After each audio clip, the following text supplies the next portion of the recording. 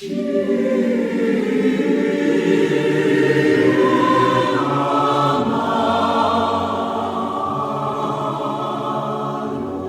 4. Jewish Choral Music in the 17th and 18th Centuries. In the 16th century, we begin to see sporadic evidence of choral singing in the synagogue in the manner of the artistic practice in the churches of Europe. In 1622, Rabbi Leon Modena wrote about a synagogue service that he had seen in Padua, Italy, in 1605.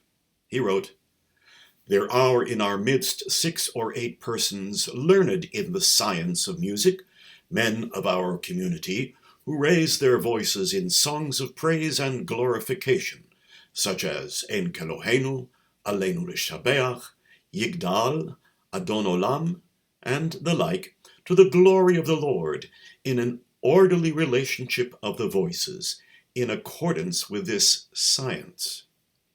And by orderly relationship of the voices, Modena meant polyphony, and the science that he spoke of was harmony.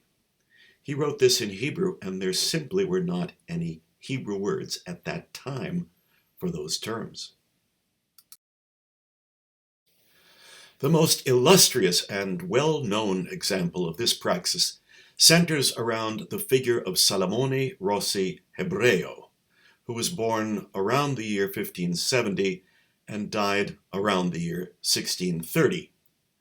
Court composer to the Dukes of Mantua, Rossi was encouraged by Rabbi Leone Modena to compose choral music that could be sung in the synagogue to supplement the traditional chanting. In 1622, Rossi published a collection of 33 Jewish motets. This volume was not only the first collection of its kind, it would remain for 2 centuries the only work of its scope and quality. Italy had a relatively large Jewish population and was home to the oldest diaspora community in Europe, dating back to the early years of the Roman Empire. In the 16th century, that original indigenous Jewish population was then enlarged by immigrations from Spain and from the north.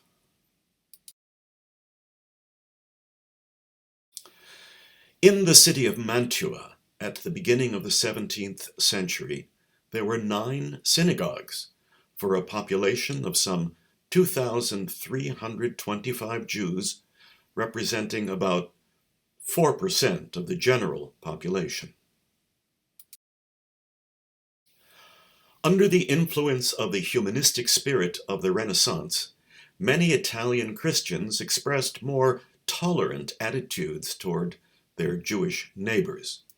In 1516, Jews were permitted for the first time to establish permanent residences in the city of Venice on an island that was the former site of a foundry. The Italian word for foundry is ghetto, or in the Venetian dialect, getto.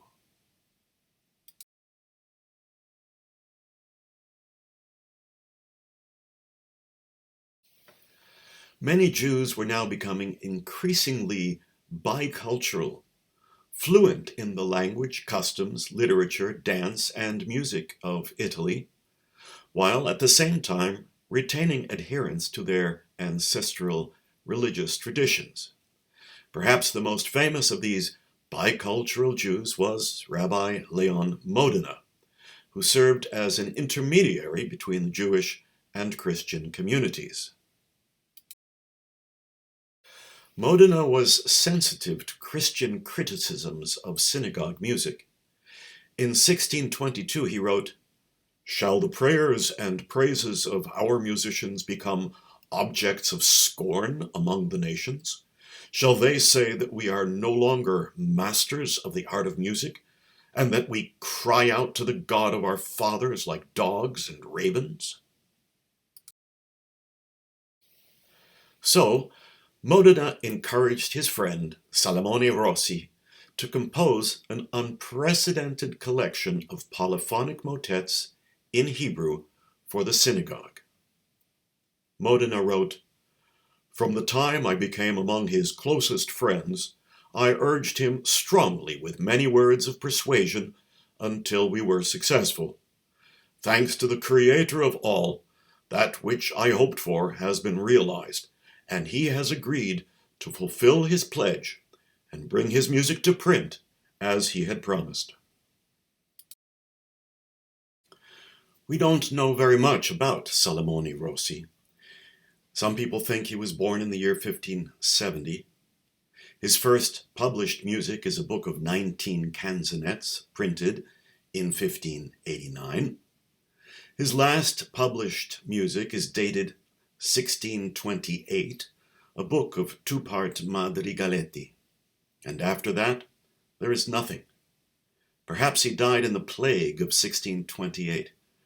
Perhaps he died during the Austrian invasion in 1630. We just don't know.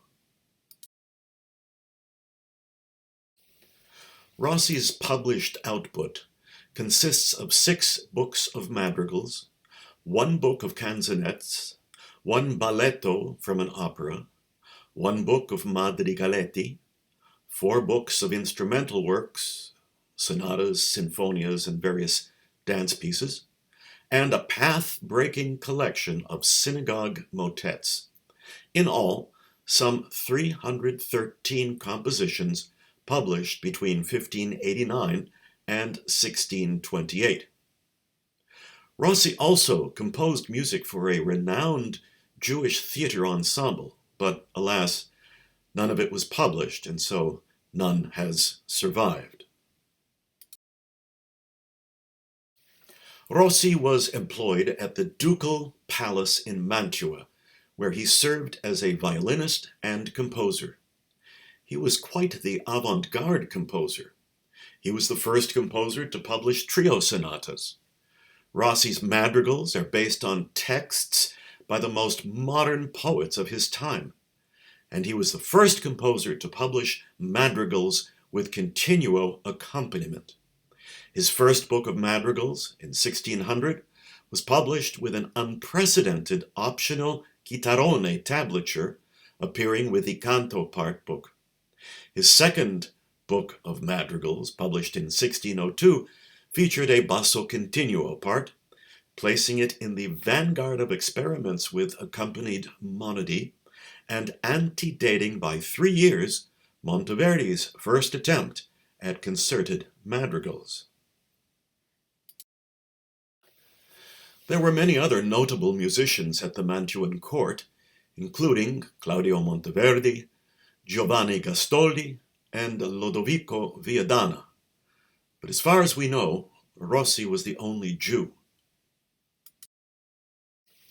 In August of 1606, acknowledging Rossi's stature, the Mantuan Duke Vincenzo Gonzaga issued an edict which stated, "As we wish to express our gratitude for the services in composing and performing provided for many years by Salamone Rossi, the Jew, we grant him unrestricted freedom to move about town without the customary orange mark on his hat." You see, at that time, Jews were restricted from being able to mingle freely with Christians, and they had to wear distinctive clothing, including the orange mark on their hat or outer garments. At the Mantuan court, Rossi worked alongside as many as 30 Christian musicians, composers, instrumentalists, and singers. Then, each night, Rossi switched to his Jewish identity, returning to his home in the Jewish section of Mantua, where he lived and where he worshipped. But, influenced by Rabbi Modena, Rossi would poke a hole in the cultural boundary line. In a daring innovation, Rossi introduced polyphonic music into the synagogue, bringing the extramural music of the Christian world into the ghetto.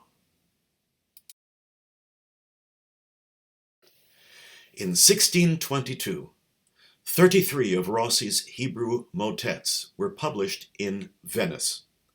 The title of the collection, Hashirim asher Lishlomo, which means the Songs of Solomon, not only refers to the name of the author, Salamone, which is the Italian form of Shlomo or Solomon, but by playing on the name of a book of the Hebrew Bible, Shir Hashirim asher Lishlomo, the Song of Songs of Solomon, also gives the music an implied intertextual stamp of approval.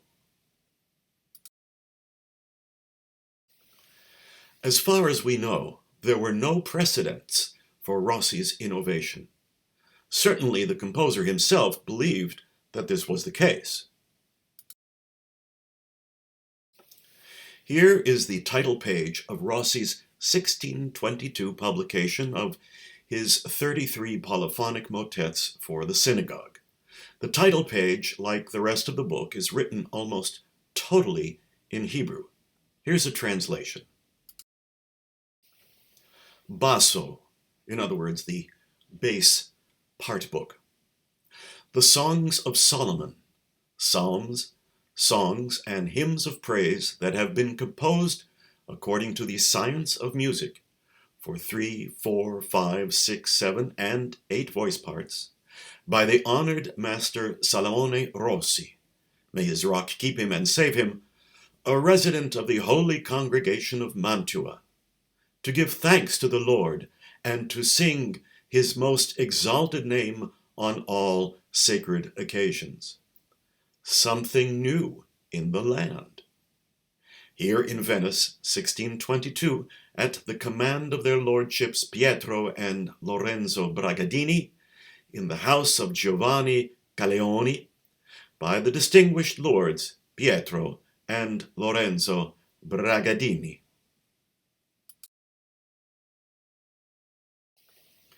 Now, while this work represented a bold innovation for the synagogue, it did not differ greatly from the conventions of early Baroque music.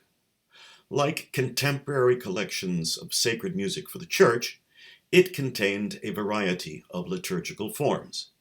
These 33 motets, set for from 3 to 8 voice parts, include psalms, hymns, and prayers for the Sabbath and holiday services, or for concerts of sacred music, and one wedding ode.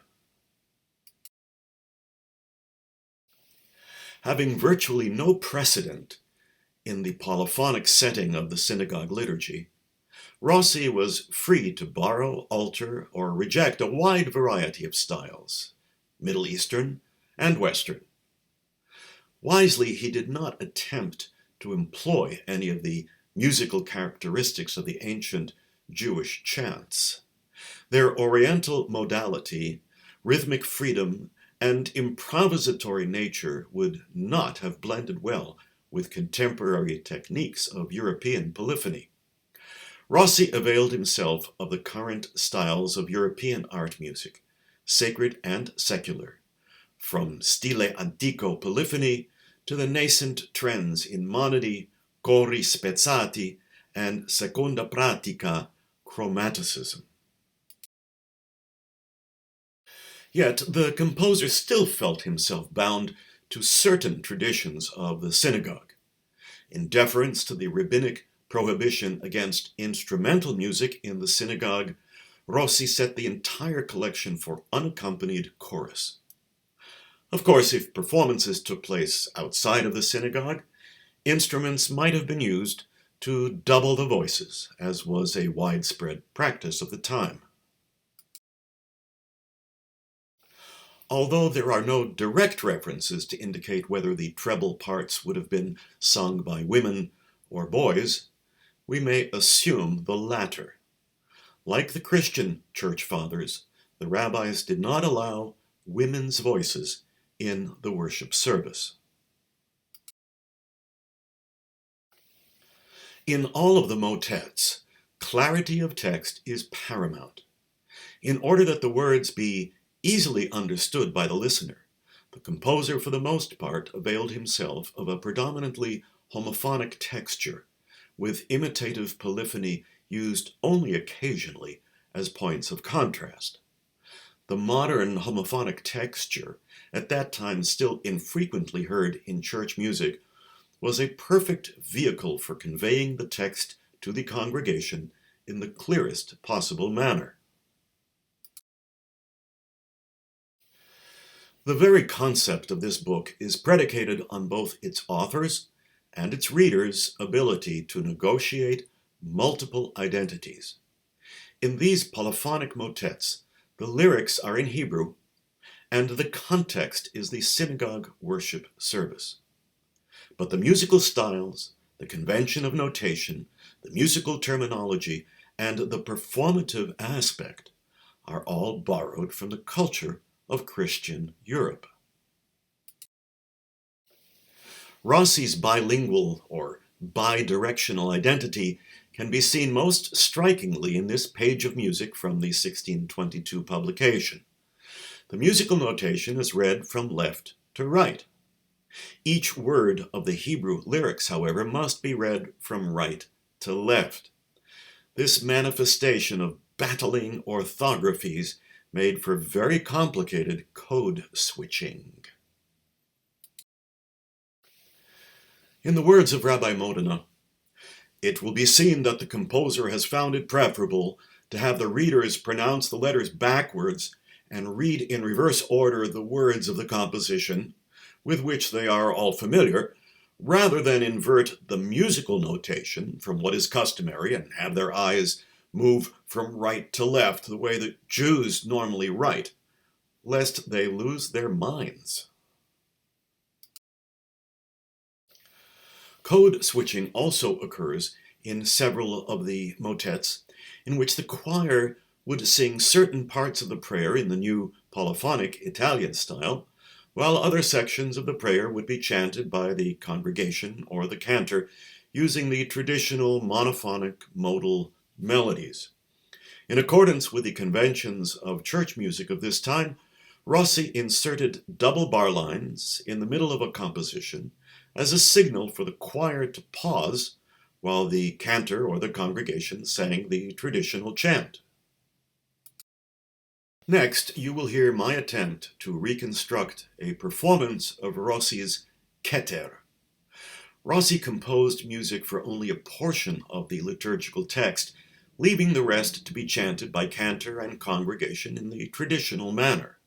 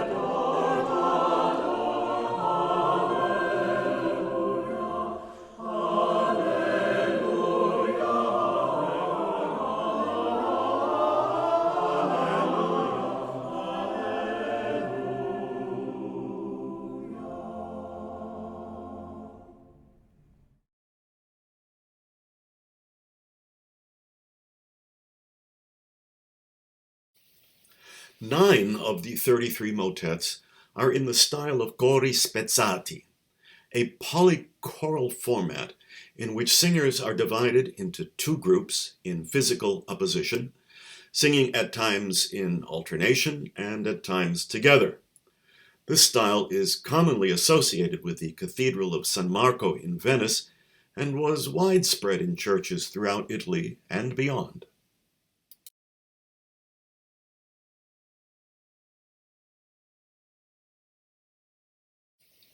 Here is Rossi's Poly-choral motet for 8 voices, Adon Olam.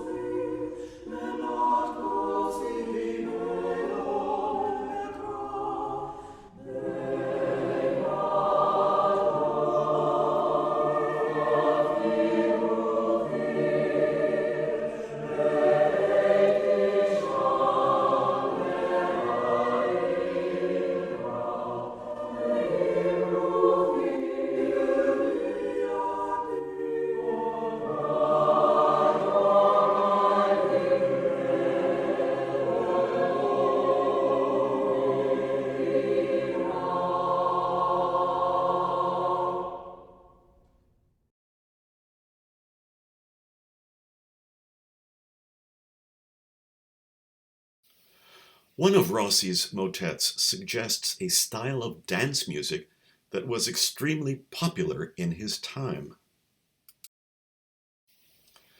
The 5-part Kaddish was composed as a balletto, modeled after his colleague Gastoldi's 1591 collection Balletti a 5 voci, con li suoi versi per cantare, sonare e ballare, which means ballets for 5 voices with verses for singing, playing, and dancing, which was among the best-selling sheet music of the 16th century.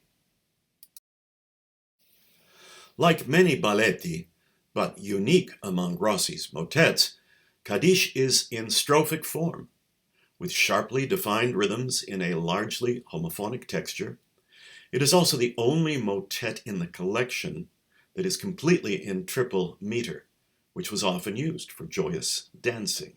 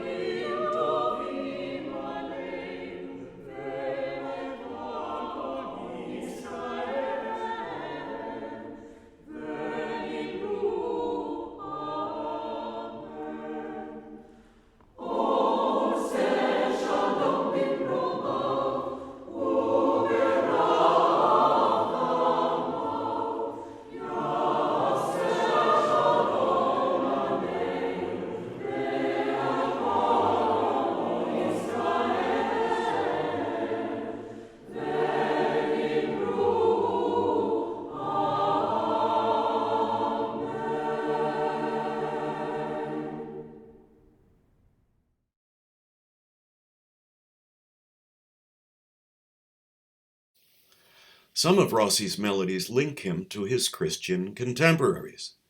The main theme of Rossi's Elohim Ashivenu bears a strong resemblance to Orlando Lasso's Cum Essem Parvulus.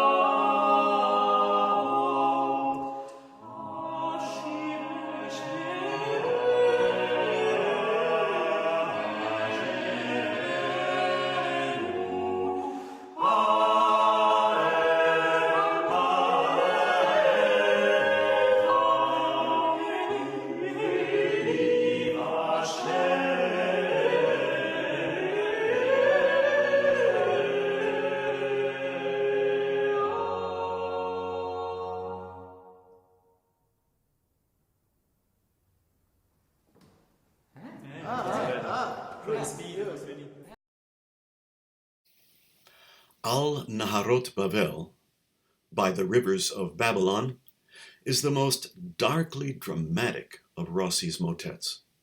Its text depicts the anguish of the exiled Israelite musicians and their longing to return to Jerusalem.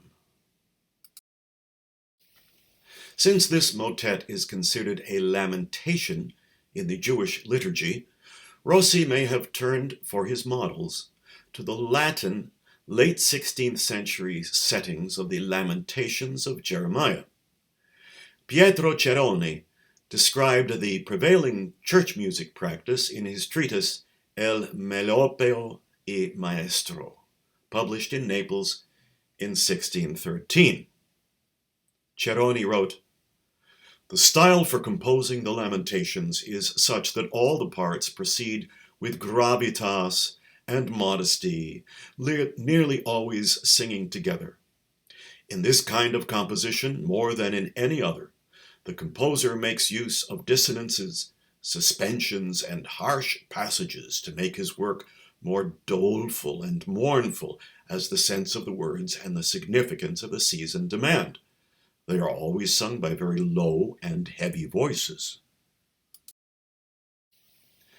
Indeed, the first thing that strikes us when we hear this music is its low tessitura, conveying a solemn, brooding quality.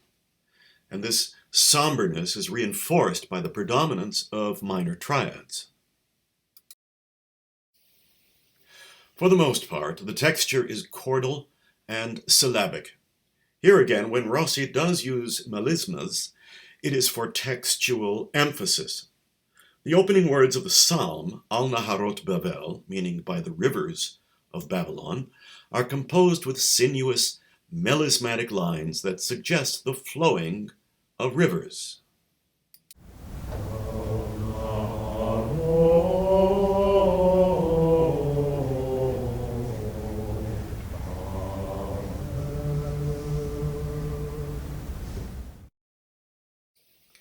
This pictorialism, or word painting, was not uncommon in contemporary Latin settings of this text.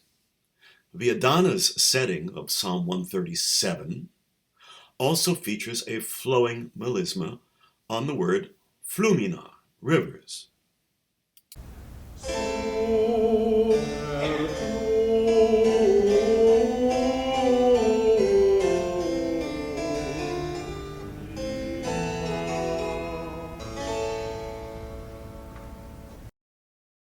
While Rossi frequently availed himself of expressive chromaticism in his madrigals, a single instance in the motets is to be found in this work. On the word bachinu, which means we wept, he juxtaposes two major chords whose roots are a third apart, D major and B major.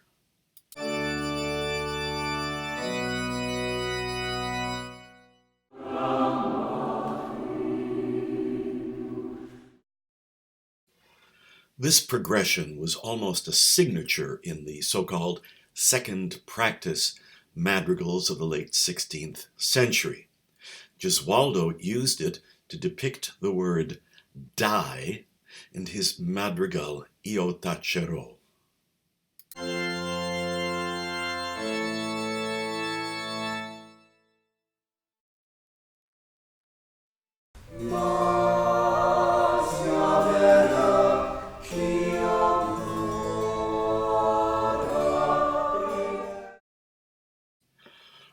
Rossi's use of this harmonic motto is much simpler, but it is perhaps the more shocking, embedded in an otherwise non-chromatic context.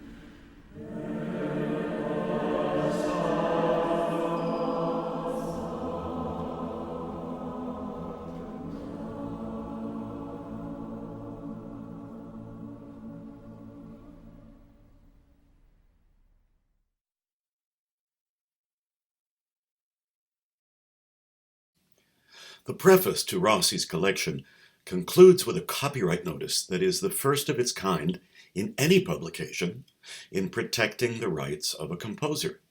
Its warning, in the Hebrew language, was couched in no uncertain terms.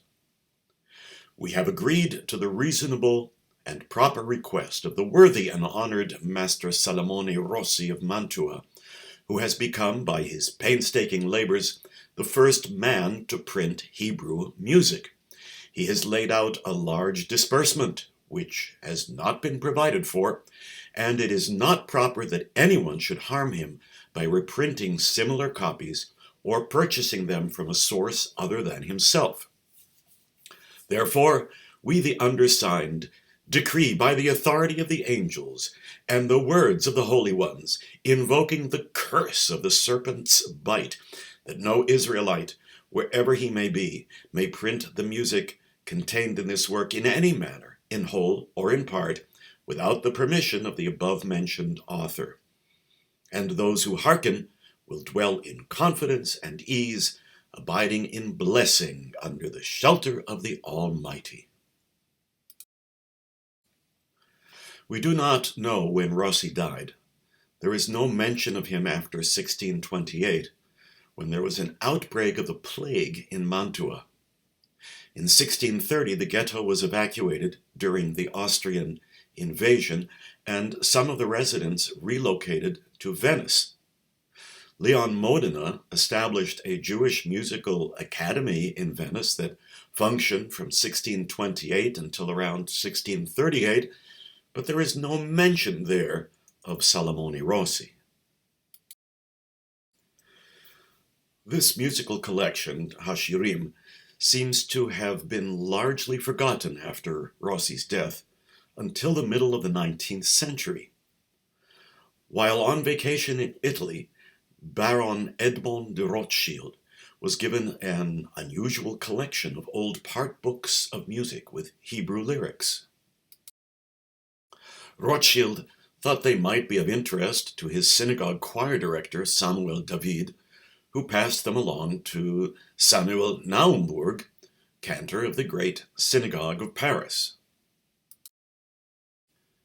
With the assistance of a young music student named Vincent Dandy, Naumburg prepared the first modern edition of Rossi's music in an anthology that included only 30 of the 33 motets and was published in 1876.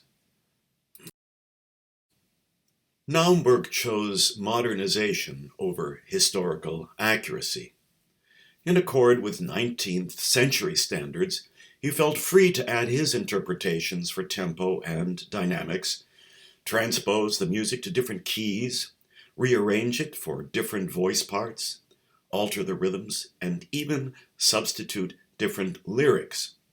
But his edition did instigate a revival and brought Rossi's music to a wider audience. In the 20th century, several new editions of Hashirim were published for both scholars and performers, and numerous recordings have been issued. The most significant scholarship on Rossi to date has come from musicologist Don Haran, who has written an impressive monograph and edited all of Rossi's music for the American Institute of Musicology's Corpus Mensurabilis Musicae. Now, Rossi's was not the only voice singing in the wilderness, so to speak. Musicologist Israel Adler has discovered dozens of other examples of Jewish polyphony. During the 17th and 18th centuries, throughout Europe, there were choral performances on special occasions, such as the dedication of a synagogue, or a circumcision, or the annual feast of a confraternity.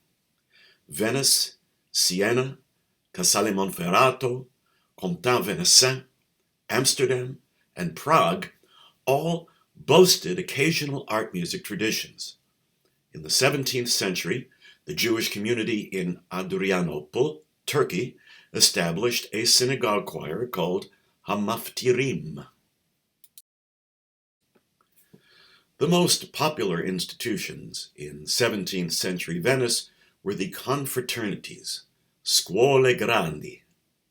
Like modern-day Rotary clubs, these were institutions open to any citizen whose primary purpose was to do charitable work, such as distribution of food and clothing to the poor, assisting with dowries, the burial of paupers, and the supervision of hospitals.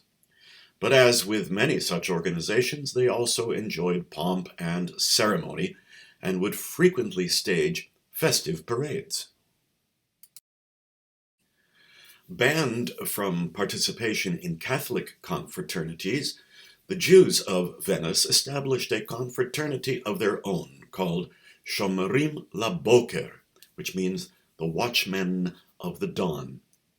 Every year, on the festival of Hoshana Rabbah, which comes on the 6th day of the festival of Sukkot, they would rise early for midnight prayers and then mount their parade. Sometime around the year 1680, the members of Shomerim LaBoker commissioned the Catholic composer Carlo Rossi to write a little Hebrew cantata describing their charitable activities and their prayer vigil. This cantata is structured as a dialogue between the members of Shomerim LaBoker and an anonymous man who asks them about their activities. We will hear a performance by the Cameron Singers. Ahai, ahai, verei, ben che varia tua, chinitena nel se, leil ti ferret, ahai da bachen, se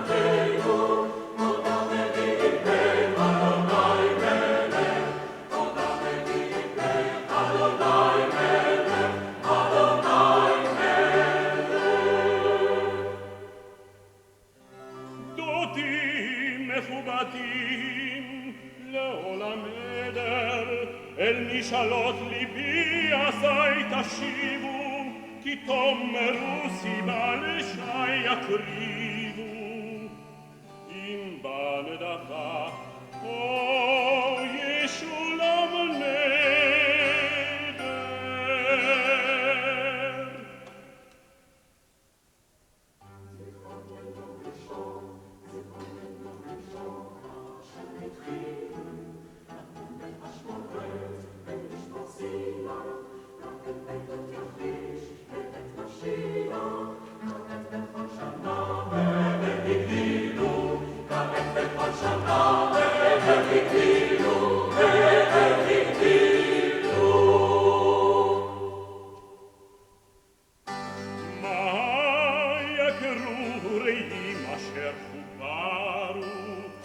לדרוש להל יום יום בדברי שחר ולפרוך טרם עלות השחר רב טוב אשר צפון רב טוב אשר צפון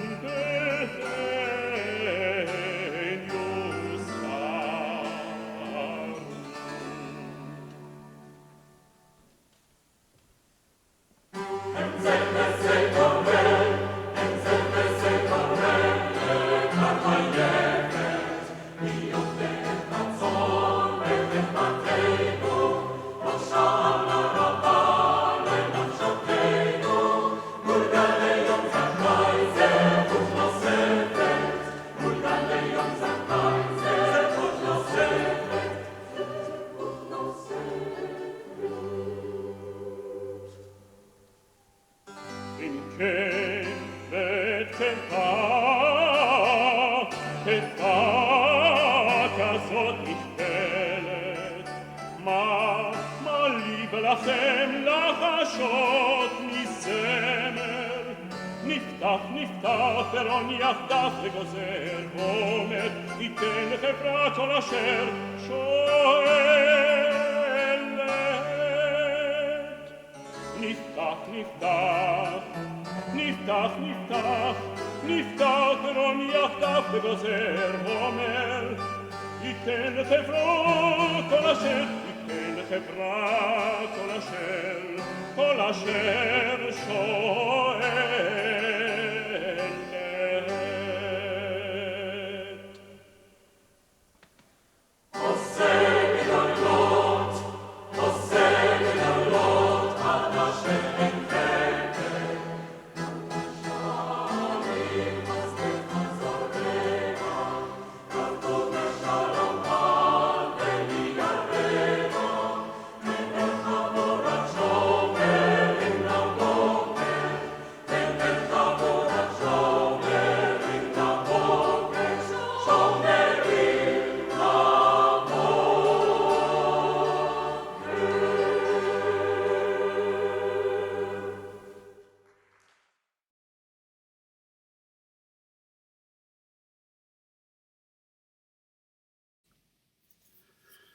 Between the 14th and the 18th centuries, the region in southern France known as Confraternity was a papal territory, and for Jews this area became a flourishing community.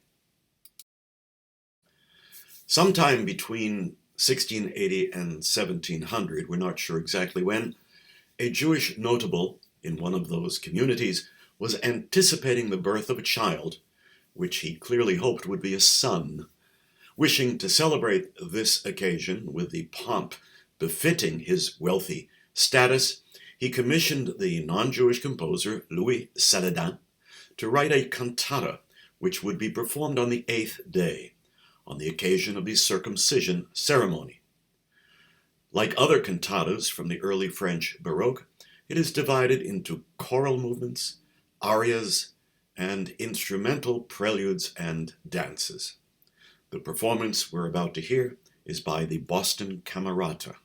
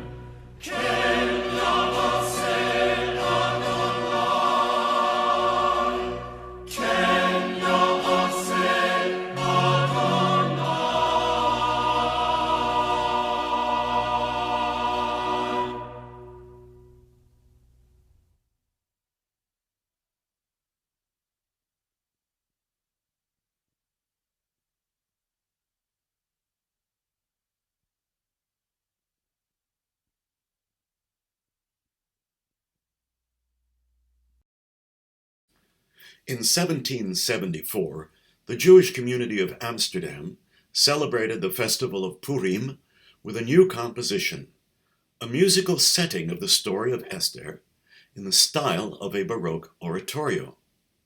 The Hebrew libretto had been written by the Italian rabbi Jacob Raphael Saraval.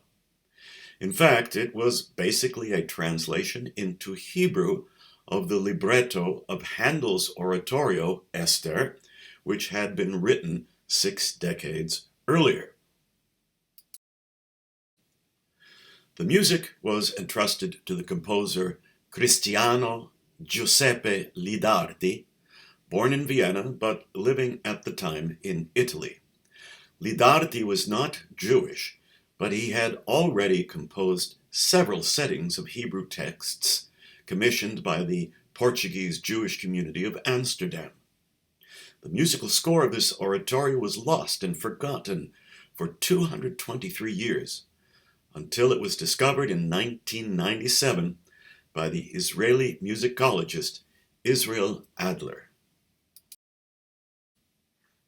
Here now is the final movement from Lidarti's oratorio, Esther.